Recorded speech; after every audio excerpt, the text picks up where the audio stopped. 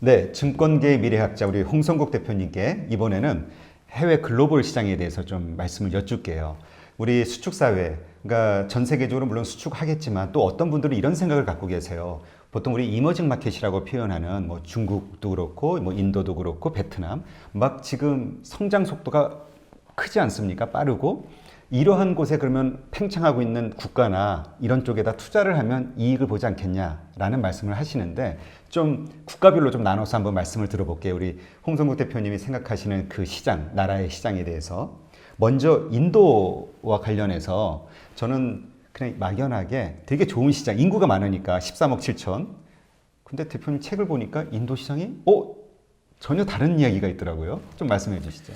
우리가 한 나라에 투자를 한다는데 요즘은 이제 ETF가 많기 때문에 네. 한 국가의 인도 센서스 지수 ETF에 투자 이런 게 굉장히 많아지고 있죠. 그래서 국가에 대한 생각들을 제대로 해야 되는데요. 인도 하면 이제 인구가 많이 난다고 하는데 증권가 애널리스트들이 아직 공부가 부족해서 아, 그런가요? 네, 진짜 요즘 공부 안 해갖고 제가 맨날 혼나했는데 네. 이게 단 인구만 놓고 얘기를 하는 거예요. 네, 시장이 크니까. 그러니까 인도가 성장률이 지금 뭐 중국을 추월했다, 뭐 7%다, 막 이렇게 하는데 이게 작을 때는 조금만 성장해도 증가율이 높게 나오는 거죠. 일단은 경제 레벨이 굉장히 낮다라는 거를 인정하고요. 네. 뭐가 낮냐? 농업이 인구가 전체의 45%예요. 농사 짓는 사람이. 그리고 인도가 얼마나 웃기는 나라냐면 네. 전 세계에서 예를 들어서 원자재 가격이 올라가면 물가가 제일 많이 올라가는 나라 인도예요. 그 국가의 물류나 유통이 비효율적인 국가라는 얘기죠. 아, 개발이 아직 안 되는 거네요. 예. 그리고 올 봄에 있었잖아요. 파키스탄하고서 그 포격전을 하고 전쟁 비슷한 그거 왜 합니까? 그 중간에 뭐 강이 있어서 뭐 했다고 하는데요. 이유는 간단해요. 모디 총리가 지금 선거하는 도중에 국민들 결집하기 위한 정치적인 쇼에 불과해요. 그런 거 하는 나라입니다. 그러니까 정치도 아주 후진국이네요. 후진국이죠. 거기다가 잘 아시는 카스트 제도가 있죠. 신분제가 네. 아직도 존재하지 않습니까? 그러니까 저 나라가 이머징에 대해서 뜨려고 하면은 얼마가 걸릴지 모르겠어요. 제가 보기에는. 그래서 이거는 그리고 뭐 족벌로 해서 그 정치 세력들도 여전히 족벌 체제가 유지되면서 옛날에 네루 가문이나 뭐 이런 사람들이 간디의 자식들이 뭐 나오고 하는데 우리나라 정도의 민주화 수준을 상상하는데 인도가 한 12억 되죠. 12억, 13억이 한국 수준이 되면은 어마어마한 나라가 될 겁니다. 그런데 그렇지. 한국 수준은 저는 될 수 없을 거라는 생각이 들어요. 굉장히 이런 나라를 보면 거기다 인재들이 뭐 많다라고 하는데 절대 인도로 안 들어갑니다. 그 인도도. 인도인들이 인재가 지금 돈이나 좀 붙여주고 있죠. 집으로 이전소득이라도 그렇죠. 제가 보기엔 아니다. 그러니까 그런 나라에다가 더군다나 영국의 식민지를 한 300년 했을 거래 아마. 네. 300년인가 200년 했죠. 그래서 지금 영국 사람들이나 유럽 사람들이 뭐라 하면 영국이 식민지를 했으니까 좀 뭐 가르쳐 주지 않았냐 좋은 거를 가르쳐 준 게 한 가지 있답니다. 그 깊은 관료주의를 가르쳐줬어요. 그래요? 뿌리 깊은 관료주의가 있어서 우리나라 기업이 포스코가 인도에 20몇 년 전에 진출해서 제철소 질 나가다가 결국 20년 동안 그 관료들의 승인을 못 받아서 철수했습니다. 아, 그래요? 2년 전에요. 굉장히 인도에 잘못된 환상들이 많이 있어요. 물론 가다 보면 좋은 회사 있을 겁니다. 예, 간혹 있겠죠. 예. 전체로 봐서 인도는 그런 거니까 신중해다. 이런 말씀을 드리는 거죠. 네, 그렇군요. 그러면 요새 중국의 대안으로 또 급부상 사실 좀 됐죠. 이 베트남 시장. 네, 베트남. 베트남은 보통 뭐 인구 구조도 호리병 구조라고 이야기하면서 되게 기대를 많이 갖는데 어떻게 생각하세요? 베트남은 현재로 봐서는 한 10년간은 아주 좋은 나라인 것만은 틀림없는데요. 그래요? 기본적으로 정치적인 사회주의, 경제적인 자본주의를 병행하고 있어요.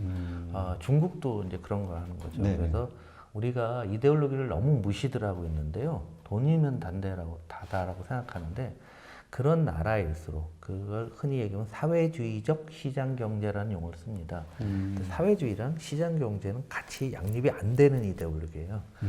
그죠? 네. 민주주의랑 자본주의가 시장경제가 되는 거고 사회주의는 계획경제인데 이게 우리가 흔히 얘기하면 저거 밑단에 있을 때는 효율적으로 돼요. 우리나라가 예를 들면은 우리나라나 일본이 60년대, 70년대 한국 거의 뭐 이런 나라가 어디 있습니까? 세계에서는 동시에 다 일사불란하게. 그렇죠.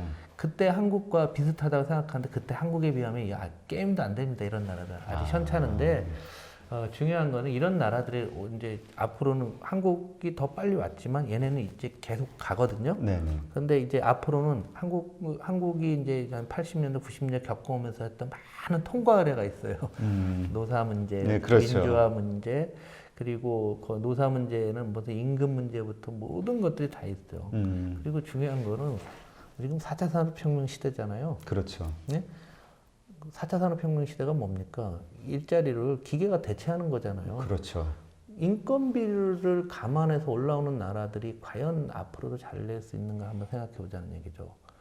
그래서 인건비를 기반으로 인도네시아라든가 태국이라든가 그 아세안 국가들 다 보시면 우리가 아세안 국가들의 세계 경제의 위치가 10년 전, 20년 전, 지금이랑 별 차이가 없어요. 기대감은 그때, 있었지만. 네, 그때도 그 옛날 노태우 정부에서도 뭐 남방 정책, 북방 네, 정책 맞습니다. 하면서 한국도 가자 뭐 이런 얘기를 했지만 결국 지나고 나서 보니까 달라진 게 거의 없더라. 정치는 비효율적이고 인도네시아에서 한 달 전인가 저기 대선 끝났는데 대선 투표가 무효가 됐다고 네. 총 쏘고 그랬잖아요. 네. 자기 동족한테. 그게 별거 아닌 거로 느끼면은 이 앞으로는 잘못된 생각이에요. 국가가 안정적으로 수축 사회가 되니까 모두가 살기 어렵고 흥분돼 있고 힘들어요. 그렇죠. 힘든 상태에서 국가가 권력으로 꽉 폭력으로 누르고 있는 이런 국가는 언제 터질지 모르는 겁니다. 그래서 이머징 국가 투자라고 하더라도 너무 길게 보시는 건 안 좋다라는 게 이번에 인도네시아에서 보여주는 거죠. 터키에서 보여주는 게 이런 현상들이 나오는 거죠. 예를 들면은 제가 책에도 썼지만은 그래서 제가 이제 이머징 마켓이라는 용어를 제 책에서는 안 썼어요. 네, 그러게요. 저 그 보고 깜짝 놀랐습니다. 이머징이라는 게 떠오른다 뭐 네. 이런 뜻 아니에요? 이머지가? 근데 30년 전에 브라질을 제가 신입사원일 때도 브라질을 이머징 마켓이라고 했어요. 아, 떠올 그랬어요? 거예요. 안 떠요. 30년째? 네, 그리고 세계에서 이제 이 사회 문화 지수를 따지면 30년 전에도 브라질은 120등이었어요. 네. 그래서 제가 가끔 보는데 작년도 120등이에요. 이게 총체적으로 사회 시스템이 해외 투자할 때는 그 나라가 어떤 나라냐 굉장히 중요한 거예요. 그렇기 때문에 그 회사의 시스템이 안정적인 나라일수록 조금 장기 투자도 해도 되고 투자 금액을 늘리고 해내야 되는 거지. 앞으로 저 인도네시아 뜰 거니까 나 저기다 10년, 20년 박아둘래? 물론 성공할 수도 있겠죠. 어떤 산업에 따라서는 큰 그림으로 보면은 그렇게 좋은 건 아니다. 그러니까 브라질 채권을 한 10여 년 전에 사신 분들은 언젠가는 뭐 원금 상환을 받겠죠. 근데 20년짜리잖아요, 통장. 네네. 20년 동안에 마음고생을 어마어마하게 하는 거예요. 그러게요. 네. 그렇게 보신다고 하게 되면은 어떤 한국가를 할 때 총체적인 그림으로 보는 습관들을 잘 기르셔야 된다라는 거죠. 그러니까 지금 우리가 일반적으로 이머징 마켓이라는 어떤 그 용어에 파묻혀서 그냥 막연한 기대감을 갖고 있던 그 나라들이 말씀대로 하나하나 들어보면은 다 투자하기에는 어려운 문제들을 맘 놓고 하기에는 예. 다 가지고 있는 제가 거예요. 대우증권 사장할 때 이런 말씀을 드려도 어쩔지 모르겠는데 동남아 국가를 가서 우리가 어떤 프로젝트를 제시를 하잖아요. 네네. 우리가 돈 대서 니네 하면 될 것 같다 하는데 그 사람들이 그런 거예요. 그거 하면 나한테 무슨 이익이 있어요? 이런 물어보는 거예요. 그러니까 이 부패한 사회이기 그렇죠. 때문에. 부패하고 또 국민들은 워낙 그 서구 열강의 대항해 시제부터 식민지 생활했기 때문에 네. 이 노예 근성들이 일종에 있어요. 저 이런 얘기가 참 저기 한데, 네. 그러니까 우리 한국이나 이렇게 일본이나 중국 같이 이런 것을 딛고 일어나려는 생각들을 못 해요. 그러니까 흔히 또 다른 분들 이렇게 말씀하죠. 이제 유교 문화권에서 한자 문화에 있었던 사람들이 네. 그나마 이제 그런 거 나름대로 공부를 하고 역사적으로 뭐가 있으니까 되는 거죠.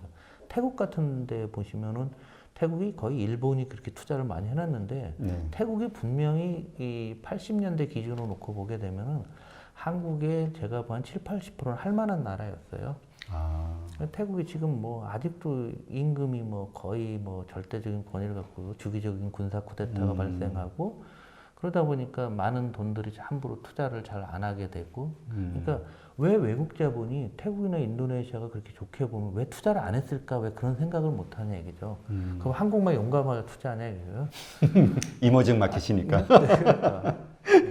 아니 왜 미국 자본이 왜 일본 자본이 캄보디아를 안 가고 왜 라오스 안 가고 하냐, 왜 한번 생각을 해봐야 될 거 아니에요. 걔들이 바보냐 이게 그렇게 맞습니다. 이머징으로 좋은 나라라고 하면은. 근데 이제 보통 우리가 이제 그런 생각을 갖게 된 거는 대형 그 증권 회사들이 리포트에서 그런 식으로 발표를 하잖아요. 이게 정말 괜찮아. 막 기대감을 막 불러일으키게. 그거 보고 믿고 이제 가는 근데 거죠. 숫자의 증가율만 보는 거죠. 숫자의 증가율만 보신 게 보면은 워낙 단계가 낮으니까 증가율이 다 높게 나와요. 그 뒤에 된 것 한번 생각을 해보시면 예를 들면 이런 거는 돼요. 최근에 이제 공유경제 문제가 나서 우리도 이제 뭐 공유 택시 문제가 굉장히 심각하지 않습니까? 네, 그렇죠. 동남아시아는 공유 택시 하는 회사가 아주 성장할 거예요. 이유는 뭐냐? 걔네는 오토바이랑 자전거 타다가 요새 그래도 세계 경제가 시간이 지나 발전하니까 택시 좀 타볼까 하는데 우리 같은 개인 택시나 이런 택시 회사가 없었던 거예요. 제대로 된 게. 갑자기 수요가 늘어나니까 그럼 처음부터 우리 공유 경제 하지 뭐. 이거 하지 뭐. 이런 경우는 이렇게 레벨이 낮아서 되는 거예요. 똑같은 게 이런 거죠. 중국은 페이가 잘 되고 거지도 그 페이로 받는다더라. 한국은 뭐냐라고 하는데 그런 뭐냐 한국이 미개하다 뭐 이렇게 얘기하는 사람 그 사람이 미개한 거예요. 왜냐면 한국은 100원짜리도 카드 결제되는 나라인데 카드가 너무 발전해서 페이가 필요 없는 나라인데 뭐 그게 중요하냐라는 거죠. 마찬가지로 그런 식으로 보면 그 나라에 맞는 거에 맞게 들어가는 게 중요하다는 거죠. 네. 아, 그렇군요. 우리가 저 글로벌 얘기를 좀 하다 보니까 그 이머징 마켓에 대해서는 아주 냉정한 현실을 말씀해 주셨거든요. 그래서 새롭게 알게 됐는데 그 우리가 EU에 대해서도 미국 사실 얼마 전 좀 오래전에 10여 년 전만 해도 미국에 대항할 수 있는 곳이 EU라고 생각을 했었는데 그 경제 공동체가 지금 확 무너졌잖아요. 더군다나 영국이 그 브렉시트를 하면서 근데 저는 그 사건이 벌어졌을 때 그냥 막연하게 영국이 되게 또라이라고 생각을 했는데 대표님 책을 보니까 그건 영국의 생존 전략이라고 네, 표현이 저는 됐더라고요. 그렇게 봅니다. 그 바탕을 통한 유럽의 상황을 좀 잠깐 설명해 주시죠. 그 많은 나라가 민족도 틀리고 역사가 틀린 나라가 같은 화폐를 쓰고 같은 경제 공동체를 한다는 게 일단 가능할까부터 한번 생각을 해봤으면 좋겠어요. 일단은 굉장히 어렵죠. 물론 EU는 대단한 진보입니다. 제레미 리브킨의 뭐 유로피안 드림이라는 책 700페이지 됐던 것 같은데 제가 다 읽으면서 아 좋다. 그러나 동의할 수는 없다. 그래서 제가 15년 전에 쓴 책에도 이거는 실패할 거라고 써놨어요. 그래서 잘못된 결혼이라는 용어를 많이 씁니다. 이후의 결혼을. 우리나라에서 이제 회자가 안 되는데 지금 자꾸 과거 동유럽까지 계속 들어오잖아요. 유로로 그렇죠. 들어오고 유로를 쓰는데 문제는 어떤 같은 화폐를 쓰게 되면은 그 나라 경제 수준이 비슷해야 돼요. 그런데 같은 화폐를 쓰는데 저 밑에 나라랑 저 좋은 아주 부유한 나라랑 이 레벨이 10배쯤 차이가 난다. 인건비 차이도 4배, 5배 차이가 난다. 이렇게 되게 되면은 이 화폐가 안정성이 떨어지고 그 안에서 뭔가 재편이 됩니다. 네. 뭐가 되냐 이거죠. 유로화가 출발할 때 뭐 1유로당 뭐 1.4달러인가 5달러 출발했는데 유로화 약세가 되니까 그 안에서 제일 센 나라로 돈과 자본과 사람이 모이는 거예요. 제일 센 나라가 어디냐 이게 독일이죠. 독일. 그러니까 딴 나라들이 다 독일로 사람도 이민도 많이 가고 투자도 일로 가고 독일 만든 제품이 좋고 관세가 없으니까 다 독일 걸 써버리는 거예요. 독일은 엄청 부유해지면서 딴 나라는 경제가 안 되는 거죠.